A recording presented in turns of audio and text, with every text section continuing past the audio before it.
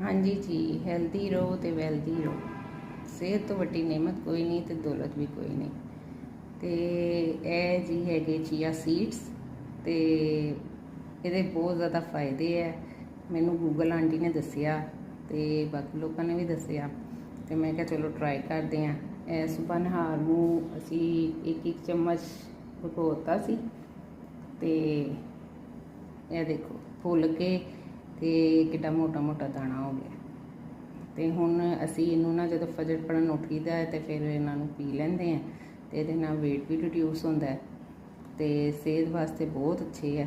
ਤੇ ਜੇ ਤੁਹਾਨੂੰ ਸਾਡਾ ਯਕੀਨ ਨਹੀਂ ਆਉਂਦਾ ਤੇ ਫਿਰ ਤੁਸੀਂ ਜਿਹੜੇ ਨਾ ਗੂਗਲ ਆਂਟੀ ਤੋਂ ਪੁੱਛ ਲਓ ਜਾ ਕੇ ਬੇਸ਼ੱਕ। ਹਾਂਜੀ ਜੀ, ਹੈਲਦੀ ਰਹੋ ਤੇ ਵੈਲਦੀ ਰਹੋ। ਸਿਹਤ ਤੋਂ ਵੱਡੀ ਨੇਮਤ ਕੋਈ ਨਹੀਂ ਤੇ ਦੌਲਤ ਵੀ ਕੋਈ ਨਹੀਂ। ਤੇ ਇਹ ਜੀ ਹੈਗੇ ਚੀਆ ਸੀਡਸ ਤੇ ਇਹਦੇ ਬਹੁਤ ਜ਼ਿਆਦਾ ਫਾਇਦੇ ਹੈ।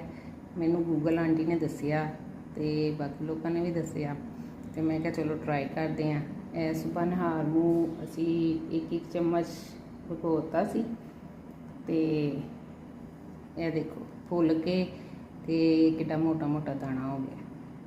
ਤੇ ਹੁਣ ਅਸੀਂ ਇਹਨੂੰ ਨਾ ਜਦੋਂ ਫਜਰ ਪੜਨ ਉੱਠੀਦਾ ਹੈ ਤੇ ਫਿਰ ਇਹਨਾਂ ਨੂੰ ਪੀ ਲੈਂਦੇ ਹਾਂ ਤੇ ਇਹਦੇ ਨਾਲ weight ਵੀ ਰਿਡਿਊਸ ਹੁੰਦਾ ਹੈ ਤੇ ਸਿਹਤ ਵਾਸਤੇ ਬਹੁਤ ਅੱਛੇ ਆ।